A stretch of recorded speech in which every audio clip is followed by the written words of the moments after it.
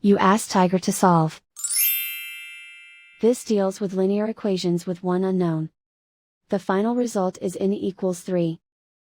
Let's solve it step by step. Swap sides.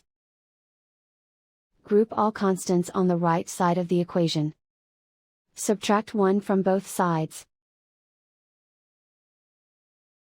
Simplify the arithmetic.